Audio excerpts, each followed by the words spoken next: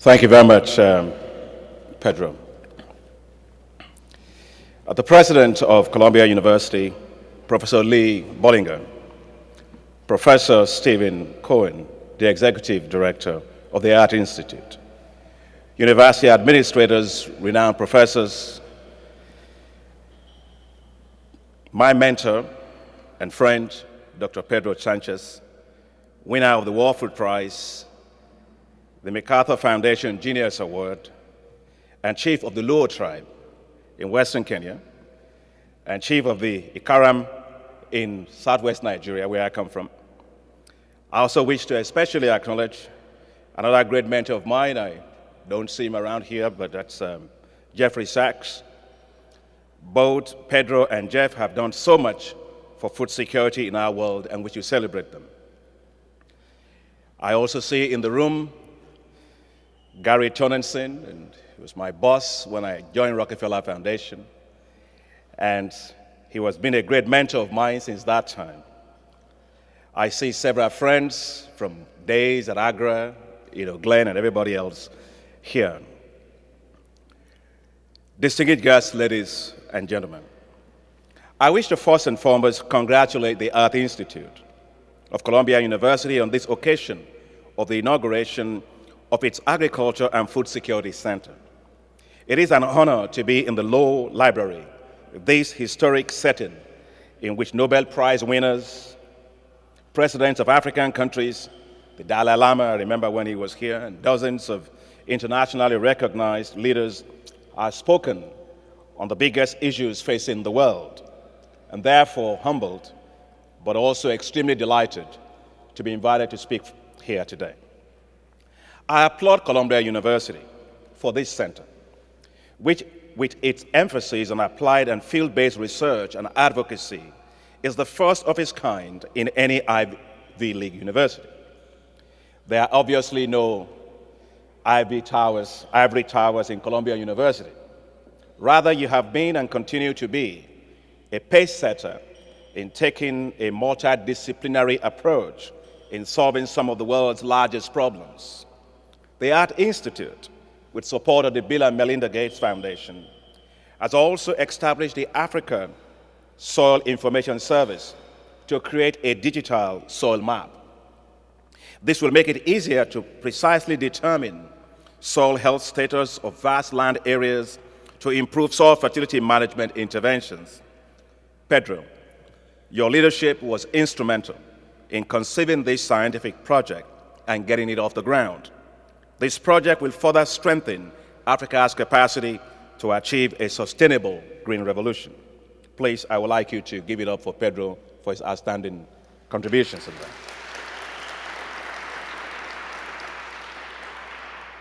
Take the case of the soil doctor, and I think I saw Ray somewhere, yes. A revolutionary technology for testing soil health conditions right in farmers' fields. Instead of sending a sample to the lab, which can take months, farmers get their results right away, right on their fields. Just like doctors treat sick people, soil doctors will treat sick soils. And healthier soils translate into healthier crops, and healthier crops translate into a healthier population. My ministry is delighted to partner with Columbia University on this project. We are purchasing 100 soil ducts for our extension program in Nigeria, a critical element of our agricultural transformation. Ladies and gentlemen, Columbia University is a strategic partner with Nigeria, and that's why I am very pleased to share with you today my country's experience in achieving food security and unlocking the potential of our agricultural sector. A lot of what I do today as Minister of Agriculture for Nigeria is informed by the world-class training that I received in the United States. As a PhD student at Purdue University in the early 1980s, I saw firsthand the contributions the land-grant university system made to the transformation of agriculture in America's Midwest. The United States spends heavily on agricultural research and development. It makes sense. A nation that cannot feed itself is not a free country. There can be no democracy without first the democracy of the stomach. Science and technologies and innovations will become even more important as the world's population rises to 9 billion by 2050, with less land available to produce food and declining levels of water. The focus must therefore be on how to produce more food with less land and water while conserving the environment. The scenario has played out before. In the 1960s, the world was under the spell of Malthusian theory, with rising concerns that agricultural growth will not be able to keep up with population growth. What the Malthusian theory did not consider was the power of science and technology to break yield barriers. The Green Revolution, with high-yielding varieties of wheat and rice, transformed Asia. India, which a Nobel Prize winner, Nobel Prize economist, maybe Pedro, maybe he's a Nobel Prize economist without chlorophyll, once considered a basket case, soon became a major exporter of food. Ladies and gentlemen, nothing is more important than food. A nation that does not feed itself becomes a threat to its own sovereign existence. Growing our own food, processing what we produce, being competitive in global markets, and creating jobs all across our economy are crucial for our national security. Nigeria was self-sufficient in the 1960s in food and was well known for its global position in major agricultural commodities. We found oil, and we became too dependent on it. Nigeria soon became a net food importing nation, spending on average $11 billion on importing wheat, rice, fish, and sugar. Diamonds may last forever, but oil does not. The future trajectory of earnings from crude oil does not look good, as other nations are finding shale oil and shale gas, including the United States, as leading the pack. We must therefore free ourselves from dependency on crude oil. Agriculture is the sector where we have the greatest potential to achieve this, and now is the time. Nigeria has immense agricultural potential. We have 84 million hectares of arable land, of which no more than 40% is currently cultivated. In fact, if you were to take it in terms of optimal utilization of those lands, I think about 10% of it is actually optimally utilized in terms of high-yielding seed, fertilizers, mechanization, and all that. So it's big suboptimal utilization of a huge resource that we have. We have 263 billion cubic meters of water with two of the largest rivers in Africa. We have cheap labor to support agricultural intensification.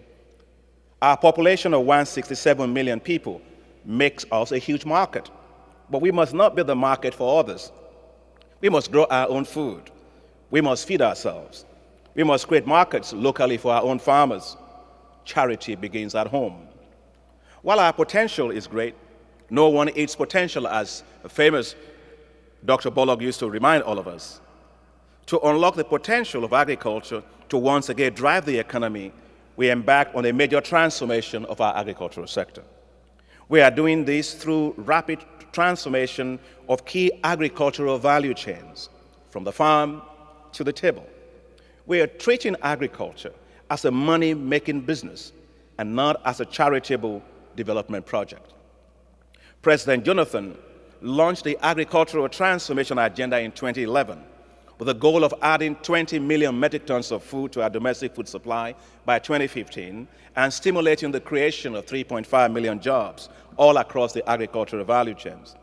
We are working to create an ecosystems in which small, medium, and large-scale farmers not only coexist, but collectively flourish. We are focusing on creating value-added products from staple crops through an aggressive import substitution program and other policy reforms to accelerate food production and agricultural resilience. Let me share with you some of our policy reforms. The backbone of any agricultural revolution is the access of farmers to modern agricultural inputs, especially fertilizers and seeds. For decades, successive governments in Nigeria procured and distributed fertilizers. The system was corrupt and undermined the private sector. It did not deliver fertilizers to genuine farmers. Instead, rich and powerful political farmers hijacked the subsidized fertilizers. As a result, no more than 10% of all the farmers in the country got fertilizers bought and sold by government. So essentially, it was like a pipeline. Came in one way, it didn't get out the other way, but if it ever got out the other way, it went to the wrong fields. Corruption was so incipient as sand was mixed with fertilizers and sold to government. Payments were made for fertilizers that were never supplied. And subsidized fertilizers were resold back to government, with a lot sold off to neighboring countries. To put it bluntly, Nigeria's government was not subsidizing farmers. Instead, it was subsidizing corruption. Farmers' powerlessness worsened as high-quality seeds and fertilizers they needed to raise their farm productivity were taken over by the elites, the rich and the politically powerful. For the very few fortunate farmers that got fertilizers, they often got them in bowls, like beggars. Farmers lost dignity. But we have changed all that, and so much more has been achieved. Within the first 90 days of my term as minister, we ended 4 decades of fertilizer sector corruption in Nigeria. We launched the Growth Enhancement Scheme, otherwise called the GES program, to provide subsidized inputs to farmers. To reach our farmers directly with seeds and fertilizers, we turned to the most powerful tool today you have, which is the mobile phone. We developed the electronic wallet system, which allows our farmers to receive subsidized electronic vouchers for their seeds and fertilizers on their own mobile phones. You see, this is very, very important. In Nigeria, we have more mobile phones than we have of television sets. Nigeria is the first country in Africa, possibly in the world, to develop an electronic wallet system for targeting millions of farmers with subsidized farm inputs. The system worked successfully. In 2012, 1.5 million smallholder farmers got their subsidized seeds and fertilizers using their own mobile phones. This had impact on 7.5 million persons. So far this year, and we still have a long way to go, even to the dry season, over 3.5 million farmers have already received their subsidized inputs via their electronic wallets. We expanded the GES program beyond crops to provide support for fisheries, livestock, and mechanization services. And I like to joke in Nigeria that whether it is seed, whether it's fertilizer, whether it's tractors, every single one of them is already attached to the mobile phone. Of course, you cannot have huge impact unless you know the farmers you're dealing with. And when I became minister, I found out that for decades we never had any record of our farmers. You know, if you're in business, the first thing you learn in business is to know your customer. If you don't know your customer, you're in the wrong business, or you're in the business of stealing money. And so we decided to start the nation's first ever registration of our farmers. This year we registered 10 million farmers, and all of our farmers today have identity cards and they have barcodes on them. And therefore that gives us opportunity to have their full biometric information. Not only do we know where they are, we know what they cultivate, we know what their needs are. That's the power of knowing the customer. African countries, as well as Brazil, India, and China, have expressed interest in adopting the electronic wallet system for reaching their own farmers with subsidized farm inputs. Nigeria, we used to be known for the worst kind of fertilizer corruption. Today is exporting transparency. Indeed, this is a new dawn. Our agriculture has finally moved to the 21st century. Let me share with you briefly some of the things that have happened, because I see Monsanto and other colleagues here because of these policy reforms in the input sector. In the seed industry, the government of Nigeria had always had a monopoly over foundation seed production. And of course, no seed sector ever grows when the government controls foundation seed production. And so one of the first things that I did within 60 days of being minister was to dismantle that whole system where the government was actually having the monopoly over foundation seed production. Today, private sector has the control over the foundation seed production in Nigeria. Last year, seed companies sold $10 million worth of seed directly to farmers, not to government. The fertilizer companies sold $100 million worth of fertilizers straight to farmers and not to government. And as a result of that, today we have Syngenta, we have DuPont and Monsanto and others that are looking very aggressively at the Nigerian market. And the fertilizer companies themselves are expanding their investments in Nigeria. Already $6.2 billion US dollars of investment in new fertilizer plants have come into play this year alone. Aliko Dangote, which is the world's 25th richest man and happens to be a Nigerian, is investing $3.5 billion in what will be the largest urea plant in Africa. Indorama is putting in $1.5 billion, and Notori, which is currently the largest producer in Nigeria, is expanding its production facility with another $1.5 billion from the Mitsubishi Corporation of Japan. So you can see that the reforms have catalyzed significant amount of private sector investments in the agricultural sector. Now, I love rice. When I was introduced by Pedro, he said I worked at the West Africa Rice Development Association, or what is Africa Rice today. I can eat rice 4 times a day. I can have Rice Krispies as well for breakfast. But Nigeria is the largest importer of rice in the world. Now, that's not a gold medal to be proud of. We embarked on a major effort to extricate Nigeria from its decades of dependency on rice imports. To achieve this, we set a policy target of being self-sufficient in rice by 2015. This is not a mirage. We are well on our way to achieving this goal. In one dry season last year, our farmers produced 1.1 million metric tons of rice paddy. Now think about it. That is 1/3 of all the rice paddy we need to become self-sufficient in rice. We did it in one single dry season. Farmers all across 10 states of northern Nigeria had never witnessed such massive rice production. And of course, the technology that we used were the famous Nerika varieties that were developed in Africa, and with great support from Gary and others behind Monty Jones at the time to disseminate that. But it worked. The villages boomed with economic activity in the midst of the dry season, when the youth would normally fold their hands without much to do. As trailers could not make their way to the rice farms, villagers even devised new means of transport, using camels to haul the bountiful harvest to the markets. Large-scale commercial rice producers are also expanding the production of rice locally. Dominion Farms, and you will know, Dominion Farm, you and Sheriff from Kenya and Glenn, they've invested $40 million in a commercial rice farm in northern Nigeria. Olam, another private farm, has expanded its rice cultivation by 10,000 hectares in response to incentives by the government. 14 large-scale integrated rice mills have been set up in the country in just 2 years by the private sector, producing international long-grain quality rice. Nigeria's own proudly Nigerian rice is on the market, and I can tell you,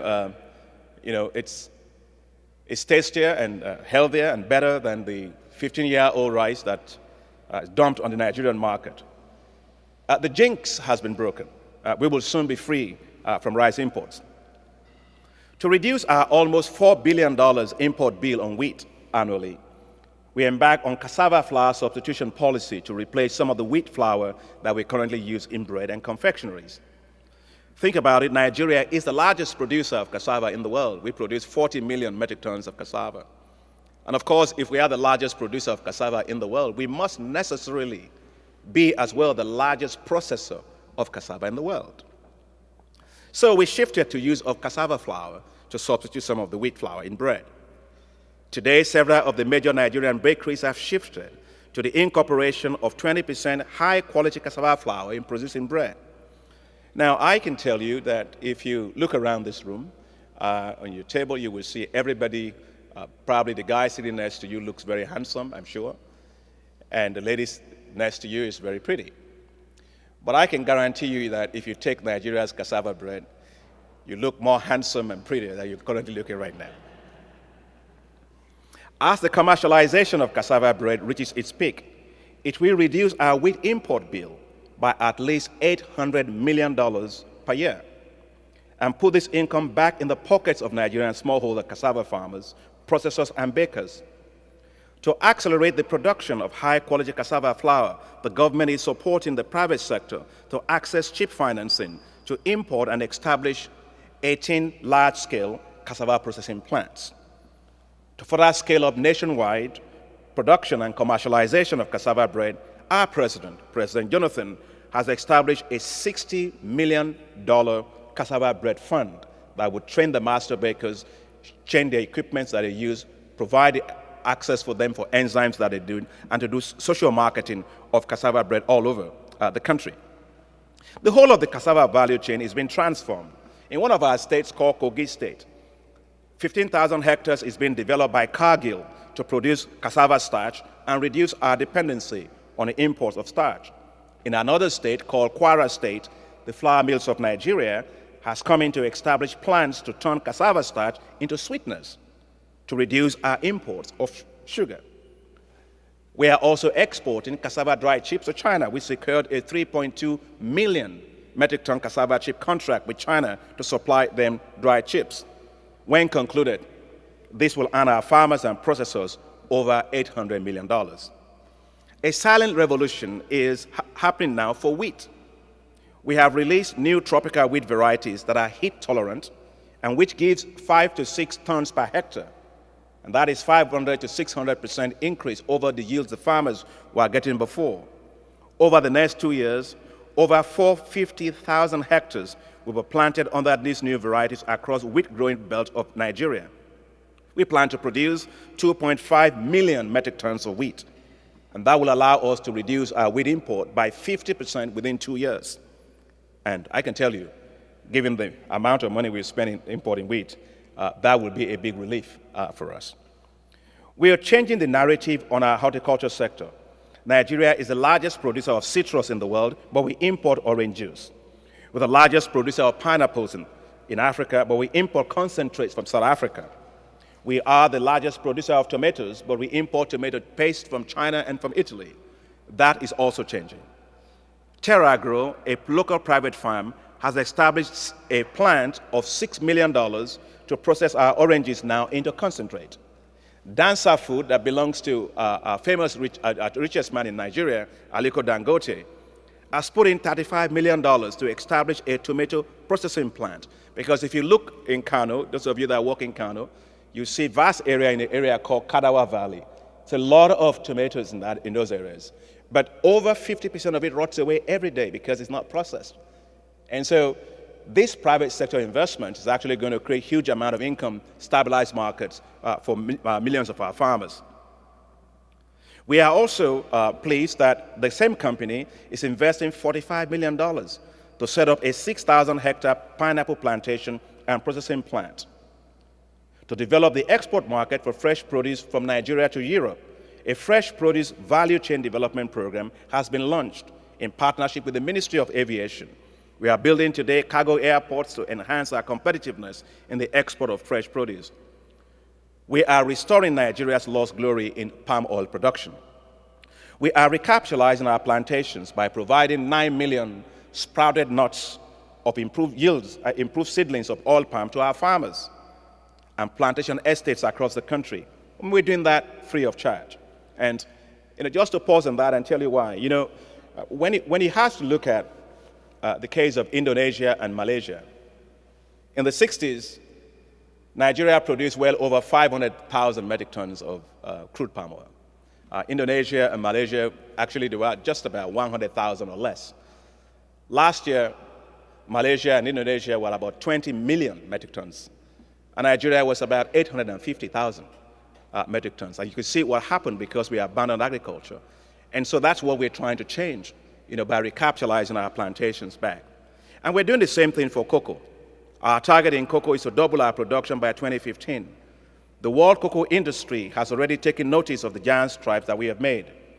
We distributed 3.5 million pods of high-yielding cocoa hybrids to our farmers, all free of charge. And these pods, these new cocoa hybrids, by the way, they were all developed by our local scientists. They give you yields of 2.5 tons per hectare, which is, compared to what farmers are getting today, is 0.5 tons per hectare. And the most exciting thing for me is the duration of these crops. It actually matures in 2.5 years compared to 5 years that the farmers will normally get their cocoa actually going. So you can see, the benefit of actually investing in local research and local researchers to get things done. And that's why I'm delighted that you continue from Columbia University and all of you to support local researchers. And when I was in Rockefeller Foundation, Gary Tonensin over there used to tell us, he said, find the sharpest minds that you can get, give them the money to do the job, and then get out of their way, make sure they get it done. And I think that's exactly, Gary, what you've seen there. They're young scientists developing these new technologies, not from outside Nigeria. We are also investing, as I said, we're doing quite a lot on cocoa. Last year, our farmers earned $900 million in foreign exchange from cocoa. The private sector has expanded its processing capacity for value addition to cocoa beans. Now, ladies and gentlemen, how many of you here like chocolates? Can I just see, how many of you like chocolates? Yeah, everyone loves chocolates, yeah. But really, we should be making chocolates in Nigeria.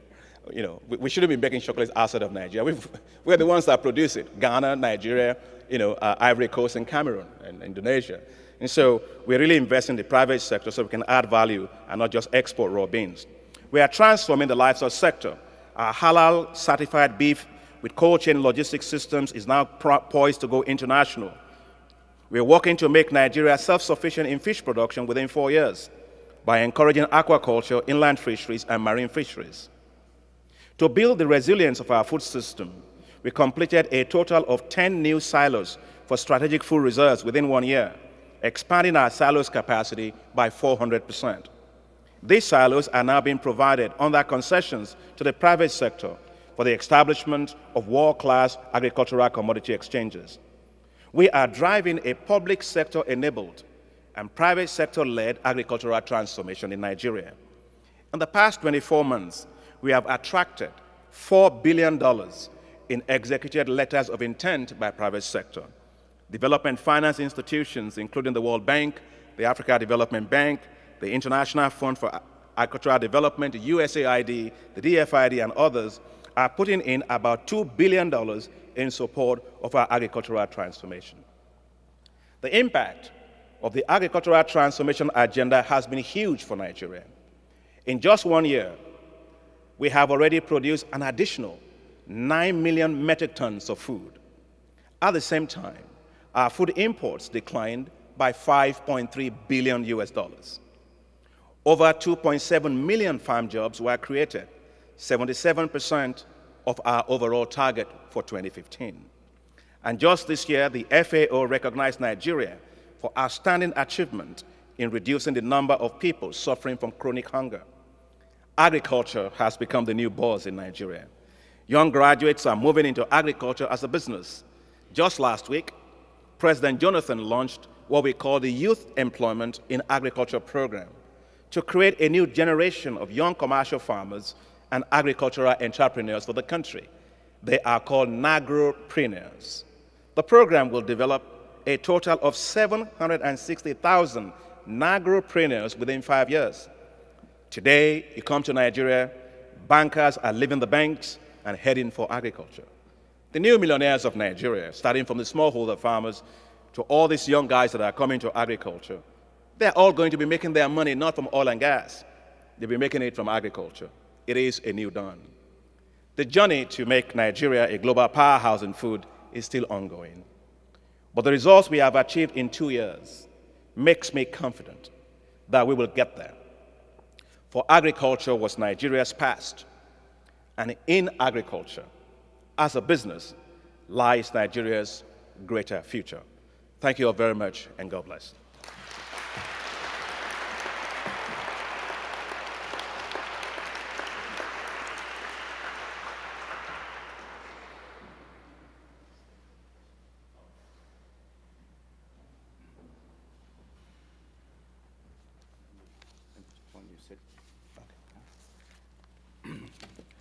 Well, if there's any question in your mind about Africa rising, about Africa is no longer a basket case, but is the next big developing continent. Akin, personifies that. But it's happening in other countries to a lesser degree. Things are happening for the better, and the statistics are there. The anecdotal experience is also there. Things have changed. And we're proud to be part of that change, a little part of that change. But it's the government's leadership, those words, public sector enabled, private sector led. This is the right thing. As I approached Nigeria from the air, Abuja, last time, and looking at the land, I could see Iowa. I could see a very productive land, because as a soil scientist, I know that most of it is quite productive, can be made productive. And it's flat, the topography is very good for agriculture, so it's a rainfall, and most of the country. And there are tremendous possibilities there. Nigeria is rightfully now leading Africa in what will be the next African decades. And we're very glad to see Minister Adesina has really done it, and it's becoming sustainable, and certainly Columbia University and our Ag Center is committed to help him since the beginning. When he called me and says 3 years ago, and says, Pedro, I've been named Minister of Agriculture. I said, what? And then says, I need you to come here. And I said, yeah, sure, I'll come. To do what? He says, to tell my directors in the ministry that things can be done. Talk about Brazil, talk about Malawi, talk about your experiences, because nobody's a prophet in their own land. And so I did, and I think it works. Actually, Akin is, his scientific mind revolves too. When I brought him the first soil doc box, which we used to call lab in a box, and I presented it to him, and he said, no, this is not a lab in the box. This is soil doc.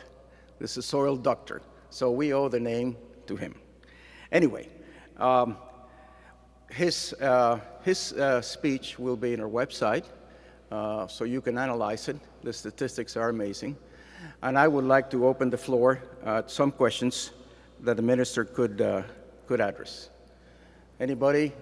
Tom, identify yourself and use a microphone, please. We'll take a few questions, if that's okay, at a time, and then answer them together. Yeah. That's all right. Hello, I'm Tom Tomich from the University of California at Davis. So, Minister, thanks for your inspiring speech and your leadership. And I particularly noted your emphasis on the role of the next generation in taking all this forward. And thinking about the event today, I'd like to hear more on your thoughts on what you see as potential for partnerships of North American universities in working with Sub-Saharan Africa on that human resource development. Researchers, but also entrepreneurs, policy analysts. Thank you. We'll take a few more questions. Anybody game?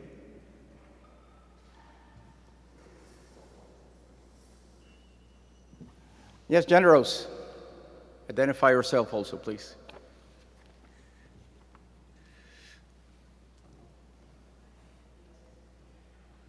Yeah, I'm Generous Nziguheba, and I'm glad to hear all of the success story happening in Nigeria, because I used to live in Nigeria not long ago, until 2007, and I'm happy to hear all those transformation. So my question to the minister is, I would like to know a kind of take-up on environment side, because so you talked about agriculture production, the business part, the agro-dealer and business part. I would like to hear the part on environment. Thank you. Agronomy, right? You got it? Agronomy. Agronomy, yeah. Okay. Another question?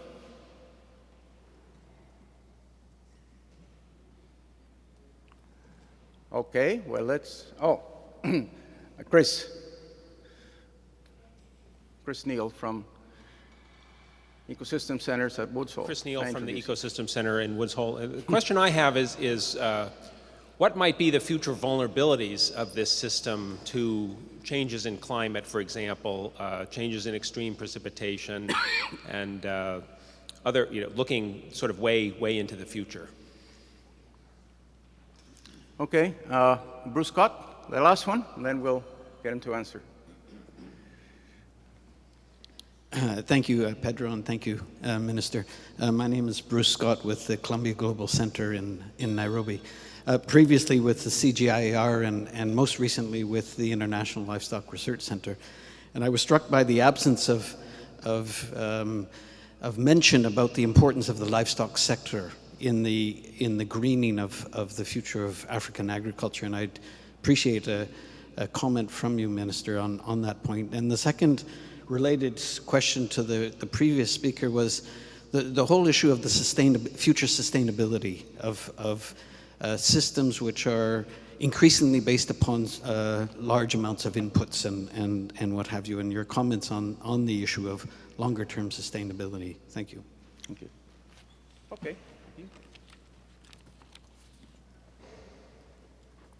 Thank you all very much for the excellent questions and comments.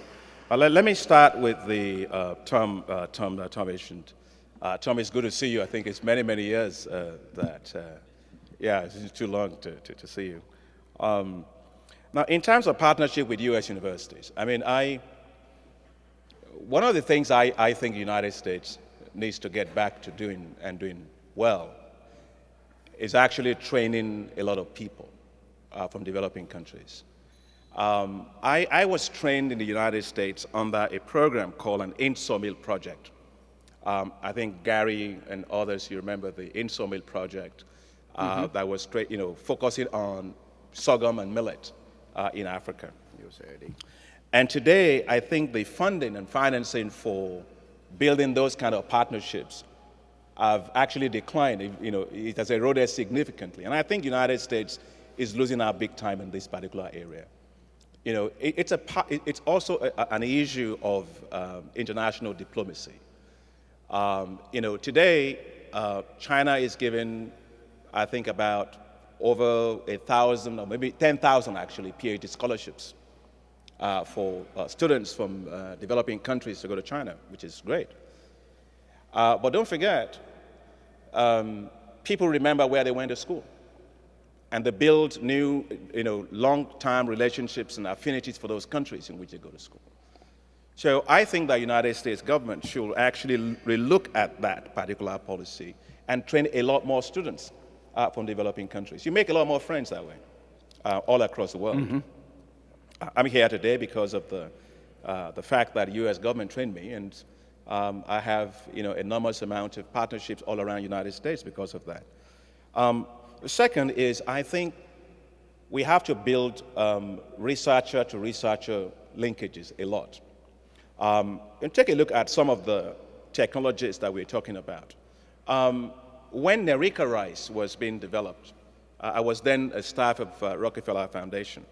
One of the things that excited me then was Monty Jones needed to do some work on crossing the glaberrima and the sativa, and the time that they've been crossing it, it's always been sterility. And I remember Gary made a grant and sent him to, I think he sent him to China or something, to go and do that. And that was where the breakthrough actually came from. So there's quite a lot that we need to do like that. Partnership between the scientists here in the United States and those that are in Africa. The other one is joint degree programs. Sometimes it might be very, very expensive for students to come to the United States, but if you have twinning programs where people can get joint degrees and be able to connect into Columbia University, or whether it's California, whether it's Purdue or Michigan, anything like that, they can take advantage of a lot of brain power without even having to leave the shores of their own country. I think that's really very important to do. On General's, your comment on agronomy, No, she said agronomy. I'll come to environment issues. Environment. Well, environment and agronomy, they go together. When you're actually going to improve the issues of the environment, you have to make sure that the approach that is being used is not just one that is dependent on just chemical fertilizers, and we're not doing that. For example, you have improved fallows. Of course, here is the father of improved fallows there, and Glenn and all the work that you guys did at World Agroforestry Center. There is issue of agroforestry. It's a big one right now. There's the issue of biological nitrogen fixation, which of course helps you without having to depend only just on chemical fertilizers. You need to also build the soil organic matter levels, because soil carbon levels are very important for you if you are going to increase efficiency of nutrient utilization by the crop. So all I'm saying is that the menu we use in Nigeria is to combine both organic and inorganic fertilizers in the environment. Land use management practices are very, very important also, even when you're going to manage the environment. We have a challenge with desertification in the north. And one big thing that we're doing is this great green wall that is being built just to create shelter belts in the north of Nigeria. Now, on the issues of environment, one thing that's very important as you look at Green Revolution, for me, is the issue of biodiversity, because the local germplasm in many of the cases are more resilient, and I'll come back to the issue of the environment, than the other elite varieties we have now. So both in situ conservation and ex situ conservation of these germplasm materials is very, very crucial for us to do to have a sustainable green revolution going forward. Now, the issue of environment, there's all this talk about carbon, soil carbon, carbon trading, and all of that. My view is, I don't think Africa ought to wait for whether you have voluntary carbon markets working or not. And I think I've been saying that for quite some time. It's in our own interest to have agricultural growth and economic growth that's based on basically a green economy. And what we need to do, as far as I'm concerned, is to get our own financial markets to create incentives for those kind of systems to emerge.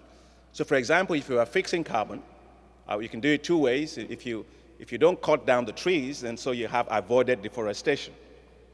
Well, if you plant a lot of trees and then you're fixing carbon, you're also increasing the soil carbon sink. Well, today, I think at ICRAF, at the World Agroforestry Center, they have technology that allows you to monitor actually the amount of carbon sink that you have. Mm-hmm. And so basically, the financial market can develop a system where the farmer gets a coupon, okay, which gives them the value of carbon that they have in their soil and how much they've actually done in terms of avoidable deforestation as well, so that when they present that coupon to a bank, the bank can actually use it as a collateral to give them loans. There's no reason why that can't be done. So I think these are some of the modern thinking I believe that we need to do to foster environmental service provision through agriculture. On the issue of vulnerabilities that Neil raised, we faced a massive shock last year. Where's Neil? I thought I saw him somewhere. Where's Neil? Okay, Chris? Oh, Neil, yeah, here. right there, Yeah. okay, thank you. Last year we had a major problem with flood. And it was our worst flood ever. And when it happened, there was panic, as you would expect, in the whole country. And of course, the food importers, sensing that it's a great opportunity to bring in more food, began a big media hype about it. Water everywhere, and they would say, Nigeria is underwater. And you would think maybe the whole of the cabinet was meeting as amphibians underwater. Everybody thought we were all living underwater, but it's not true. It wasn't true. What I did was I brought in the International Water Management Institute, and we deployed satellite imagery and remote sensing data to see how much area was actually inundated, and how much of that inundated area was actually cultivated agricultural land, and how much is the estimated yield loss or production loss we are going to get. Well, we found out that the total area that was inundated was about 1.4 million hectares, and the area in which we were expecting to have crop loss was 466,000 hectares. Well, the total area cultivated in Nigeria was 40 million hectares, so which is 1.16, 1.17% of the total area that was actually impacted by that shock. So I got up and told the country we were not going to have a food crisis. Of course, I was the only person saying that in Nigeria. You look like a madman just talking. But the data was there. You can't base public policy based on hues and cries in the media. You have to base it on science, based on new technologies. In any case, 1 year after, there is no food crisis in Nigeria. The point I'm making is the power of deploying modern scientific tools to guide public policy is very, very important. Otherwise, the whole of the agricultural transformation of Nigeria will have been wrecked by now by the food importers if I had reacted to that. So some of the things I think we need to do because of climate change, you're going to have a lot more drought or a lot more flood, is that we should be more prepared. We need a lot more agrometeorological stations.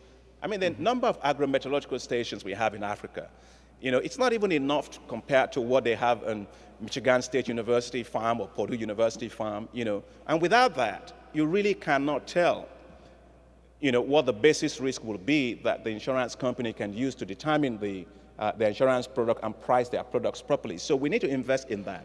Second is the issue of weather index crop insurance. Because in the United States, when there are floods here, you have disaster payments, and we also have insurance that's mandated and actually paid for by federal government here in the United States. So our farmers in Africa need to have crop insurance. The problem, of course, is who's going to pay for it. And I believe that the government ought to pay for it in that way that you can crowd in a lot more private sector into that space. They will develop new products, they will drive down the premiums, and then it becomes more affordable to farmers. And third is that we need to remove the monopolies we have today on agricultural insurance. In Nigeria, we have a company called Nigerian Agricultural Insurance Company. It's a monopoly. Monopolies don't do anything than just to make more money for themselves. And so one of the things that we've done is that we are taking that company out of the game, and we are opening up that space to the entire private sector insurance companies to do that. And finally, I think we need to also invest quite heavily on predicting climate change patterns. And my assistant, Dr. Arabada, sitting over there, is managing our work on environmental resilience. I've put together now a world-class group, and on that group is Gordon Conway as well, to really help us look at how to build agricultural resilience in Nigeria. And they're having their first meeting actually just in 2 weeks in Nigeria. So we're paying a lot of attention to the issue of likely vulnerabilities and how to address them, either through technology, policy, or new institutions. Finally, on the issue, Bruce, on livestock. I knew if you were in the room, you were going to ask me about livestock. No, we are doing quite a lot on livestock, Bruce. Let me take the issue of beef production. In Nigeria, we do not have a beef value chain. We just move animals. You move them from the north, you move them to the south. Well, you're moving animals, but you're not moving beef. And so what we decided to do is to say, look, that particular, pastoralist activity, it cannot be sustained because of rapid urbanization.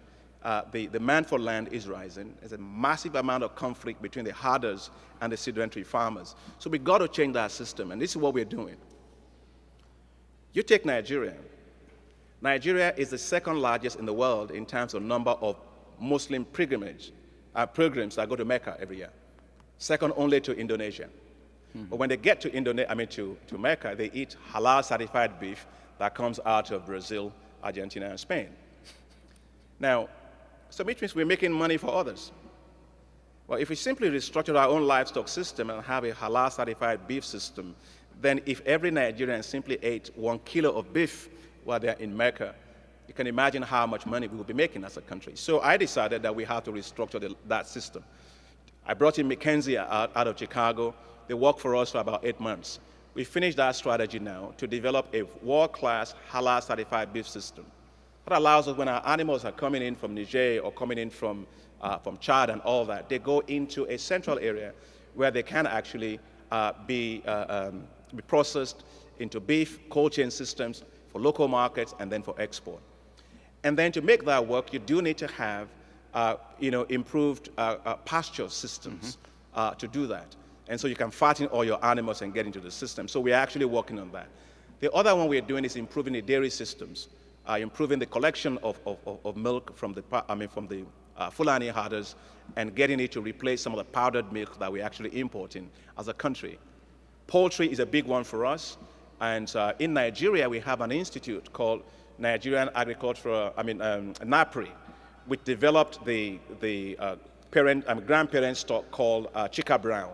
And Chika Brown is very tolerant to diseases and so on. So we are trying to commercialize that Chika Brown. So there's quite a lot going on with regard to livestock, including work on artificial insemination, and also with regard to the issue of building new grazing reserves and stock routes and all of that. So there's quite a lot going on with regard to that.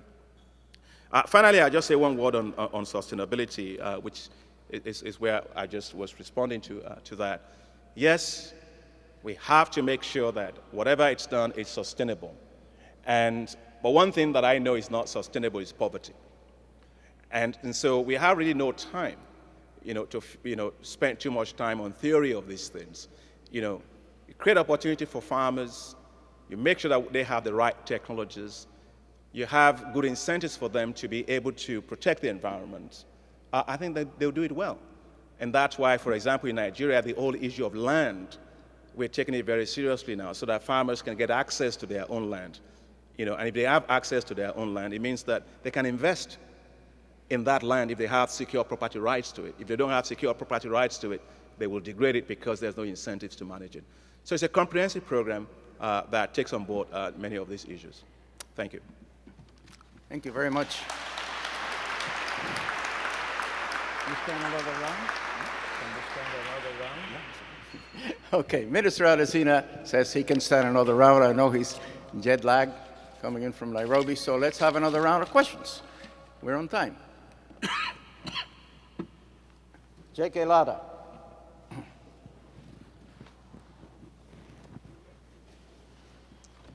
J.K. Lada from International Rice Research Institute. It's great to see the dynamic leadership which you're providing to the agriculture in Nigeria, and I wish other countries also have those kind of leadership. We often talk about green revolution, and Asia is always discussed in relation to green revolution. But I thought that Asia failed in building a good extension system. So I like to seek what is your vision? How do we build extension system? I think scientists have done very well in terms of producing technologies, but they're not going to the farmers. Thank you. Thank you, J.K. Chris Lam?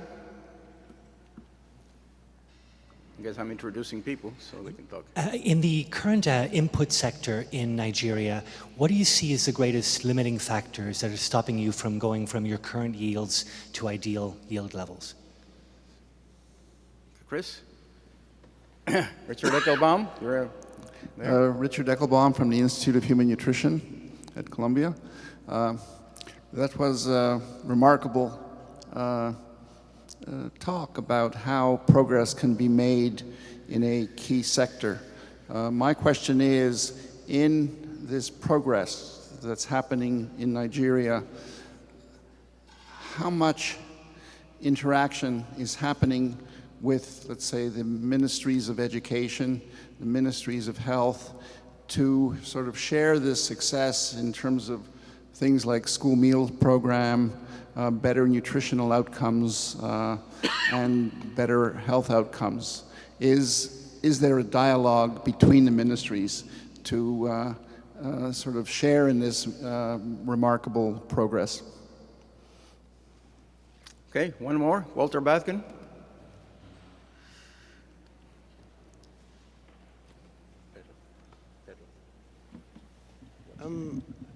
Walter Bedgen from the Earth Institute. Minister, I've seen many successful stories like the one that you are telling us today, in Latin America specifically, and I see that a lot of the success depends on the person who is in the position. And then it's sad to see that a lot of the very healthy processes that start with one good administration go several steps back with the next administration. What kind of processes do you need to establish to avoid that, to make success less dependent of the individual? Thank you. Thank you. Okay, I think that's quite enough. Thank you.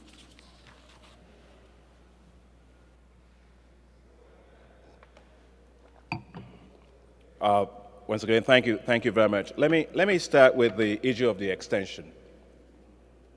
that J.K. Lada raised. I think we need to start with the question, what type of extension systems do we need today versus what we used to have before? During the Green Revolution, the extension workers basically were there to tell you a lot more about agronomy practices you have to follow, and that's still needed. But a lot has shifted in agriculture today. You have a much more knowledge-intensive sector, one where the issue of grades and standards becomes important, market access becomes important, ability to know what the market needs, when it needs it, where it needs it, the price it's willing to pay. So the extension worker that is needed today is different in terms of skills from the extension worker we had in the 60s.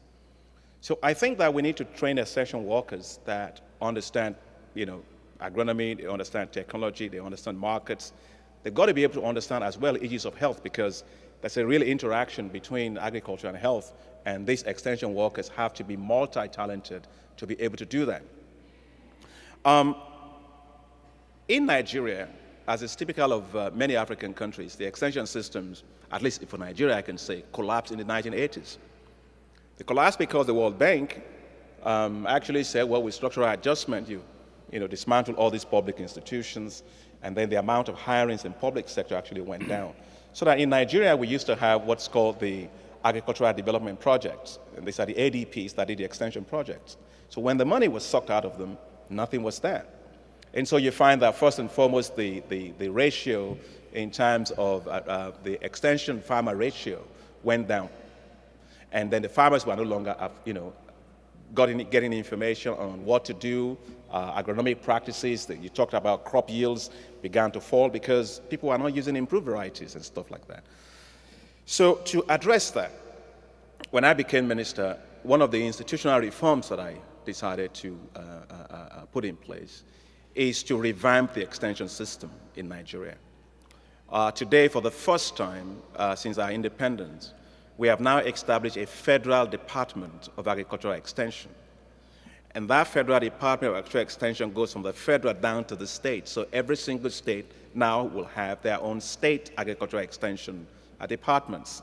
So you have a much more coherent system of actually getting information down to farmers in the country. The other thing to bear in mind is that the public extension systems that worked in the Green Revolution of the 1960s, again, things have changed. You have a lot of private sector extension systems today. I mean, some of the soil dock work that we're talking about today, I want those in the hands of young graduates that can actually set up their own private businesses, providing extension information real time to farmers. So we got to look at not just public extension system, but look at private extension systems. The explosion of information and communication technology opens up this space tremendously. You go to India, for example, they have this digital green where people use video and all kind of things just to tell you what's going on. And then you can link that back to universities where they say, okay, I found this particular disease, or my plant is like this, and people give you real-time advice. And so we need to also connect our faculties of agriculture more with real things going on. Your president mentioned that when he was talking this morning. We need to do that because, like in Kenya, I know that the Rockefeller Foundation invested in something called the is it Farmer Radio or something like this? Farmer Helpline, in which a farmer will easily just go to a helpline and say, I've got this problem, and that particular problem is taken to the scientists or faculty member in the universities. They will look at it and they will give you feedback straight back. So the space requires a lot of innovation than the traditional extensions system that we have had before. On the issue of curriculum for universities, I think Sasakawa Global 2000, SG 2000 is doing a phenomenal work with their program called SAFE program. They're trying to revamp many of the departments of agricultural extension and build a new cadre of extension workers for African countries, and I think that's excellent work that they're doing. Chris Lamb, on the issue of the limiting factors to expanding yield, I think first and foremost for me is it's not just biological factors. I think knowledge is a big component of it, that the demand for new varieties wasn't high in Nigeria because people were not aware of the potential of new germplasm, genetic material. Because over time, people that were supplying them seeds were supplying them grain. So they buy grain from the market and supply it to them. So once they grow it and they're not getting anything else, they don't demand it. And so if there's no demand, then there's very little incentive to develop and to commercialize new germplasm material. So I think improving the knowledge of farmers on using hybrid technology, hybrid varieties is a critical part. Second is the low level of use of fertilizers. Because if you have improved varieties and you don't have the right levels of fertilizers, I mean, Africa today, the average level of use of fertilizer is still about 13 or 14 kilograms per hectare. So you find in most cases the soils are actually quite either degraded or soil nutrient mining goes on quite a lot. So without that, you don't achieve the productivity growth that you should be getting. So we need to do a lot more in terms of getting fertilizers, appropriate fertilizers, changing all those fertilizer recommendation domains from the ones that used to be there in the 60s into ones that actually is relevant now. So it may just be an issue of micronutrient deficiency that you need to deal with and do that. So not just macronutrients that are just simply piling on the soil all over the place. So there is that part of it. But I also think that irrigation is a big component. The only 3% of Africa's arable land is actually irrigated compared to 45% in Asia. Of course, that increases the risk of utilization of more, highly intensive inputs, and also makes it difficult not to. You can't do double cropping, so the rate of return on your investments are much lower. So we need to expand irrigation. But on irrigation, I'm not a big fan of big irrigation projects. Because I think that, people start irrigation project 40 years, they're still there, they're not completed. And a lot of corruption goes on these big projects.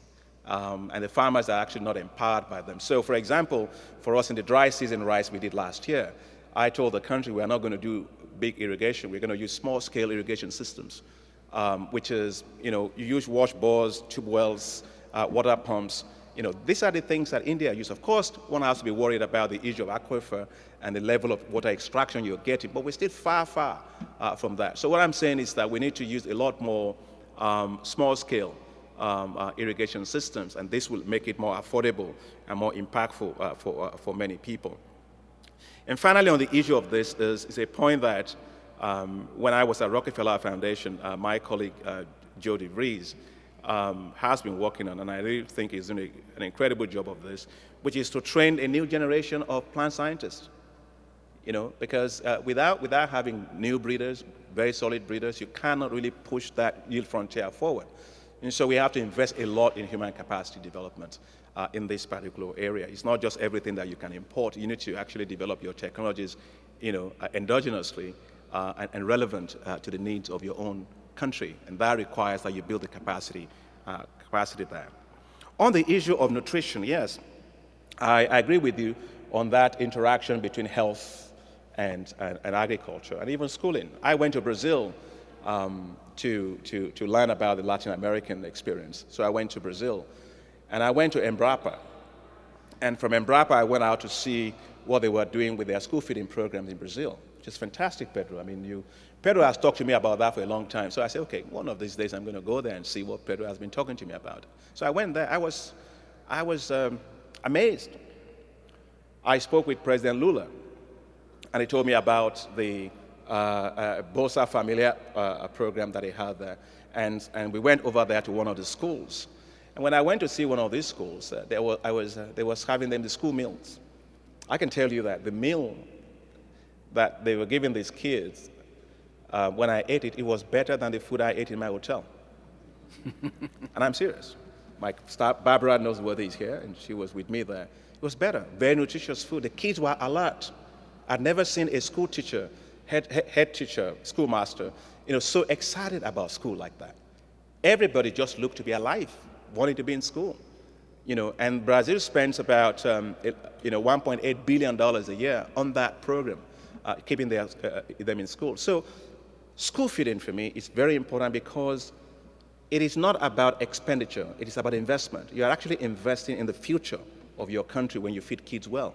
They develop, everything happens well, but if you have stunting, malnutrition, wastage, that becomes a problem. In Nigeria, despite all the things I've told you today, we still have a big challenge in northern Nigeria, where we have malnutrition rates, stunting rates sometimes in some of our states as high as 41%. And so getting access to quality food to kids, it's very, very important. And how are we doing that in Nigeria? First is via biofortification. We started a major program to focus on biofortification. We're looking at orange flesh sweet potato, for example, that is very high in beta-carotene, and we're getting that into the system. We are focusing on 1.5 million households getting that within the next 2 years. Second technology is pro-vitamin A cassava varieties. These were developed by local scientists at the National Root Crop Research Institute in Umudike, Nigeria. And these orange flesh sweet, pro-vitamin A cassava varieties allow you to also improve nutrition of those that are eating cassava. And of course, we are focusing as well on the issue of just fortifying foods. I mean, when Pedro and Jeff led, the world in thinking about how to address the issue of the Millennium Development Goals and the Hunger Task Force, that they brought together. I mean, that book, by the way, is a constant companion of mine. It's on my desk. I read it literally every week, because those things that they came up with, and I happen to have been part of that group, also Glenn was there, those things are as relevant today as they were then. And I have an opportunity to at least implement them. As Gary told me, now I have no choice. I have to implement the things I've been saying, But what I'm saying about fortification is important, because iron is very important. Simply vitamin A, it doesn't cost much, to do many of these fortification of foods. And so we've got to do a lot more of that. And finally is the issue of, we have a program in Nigeria called Saving 1 Million Lives, which is, dealing with issues of breastfeeding and making sure that kids that are below the age of 6, get all the nutrients they need. You have to also deal with maternal health and all that. So there's a big link. Just about 2 weeks ago, Barbara Noseworthy, in fact, Barbara, you may want to stand up because, she is also one of the people I stole from here. She was working here at Columbia University, and Pedro invited me to give a talk just like this, and that's how I identified Barbara. And then she's worked with me at Agra, and when I became minister, she was a vice president of New York University Polytechnic and resigned and came back and worked for me again. So, but the point I was trying to make is that she helped us to put a program together with Bill and Melinda Gates Foundation just 2 weeks ago, where we brought in the Brazilians to Nigeria. And we brought in our state governors to look at the school feeding program. How can we scale up school feeding programs? Because school feeding programs where you buy produce from farmers in that particular locality allows you to hit education, allows you to hit markets, allows you to make sure that the farmers' incomes were rising. And finally, the issue of sustaining success. Nobody wants to sustain what's failing. I think one of the issues that I've been confronted with in Nigeria is that question. People ask the question all the time. Even the president was asked the question just last week. What will happen if Akin were to leave today? What will happen? What will you do? And I said that, well, the thing we are doing is we're not really building individuals, we're building institutions. Individuals can be catalysts in making things happen. You've got to build strong institutions. That's what's most important. And so for me, in my ministry, what I've done is I took the entire ministry and got them to understand that times are different. Build agriculture as a business. That is now ingrained in the ministry. Secondly, we just had a Nigerian Economic Summit group last week where we brought together all the leading CEOs in the country, 600 or so of them. And at the end of it, they said the name of the Ministry of Agriculture should be changed from Ministry of Agriculture and Rural Development to Ministry of Agriculture and Agribusiness, so that we connect agriculture and business, because that is how we are doing it. So in other words, what I've been preaching as a minister, when I leave, will become ingrained within the institution, because that's what the institution would finally do. And finally, it's legislative law backing. Take, for example, the GES program, the one where we give fertilizers via mobile phones. When I started it in Nigeria, I was hounded, heavily criticized. People say, no, it's not going to work. It won't work. Well, you know, how many times have we as scientists had people tell us that things won't work? You know, but it worked. So there was a public hearing just about 2 months ago. They brought everybody from across Nigeria, farmers, seed companies, fertilizer companies, politicians, everybody into the National Assembly of Nigeria for 4 hours of debate. At the end of it, the politicians said, look, we've never seen anything like this. And this is what we are going to do. That we're going to make this policy a law in this country. That no minister after you is going to be able to change this policy. Now that, for me, is how you sustain things when it's working and your legislature sees the benefit and develops a bill, a law that didn't come from the executive. It came straight from them because they can see good governance, good accountability, impact, and I think that's the way forward. So I think we'll continue to build strong institutions. It's the best way, and when you get stronger farmer groups, things work. In the United States here, if you want to run for office of president, where do you start? In a very small town of Des Moines, Iowa.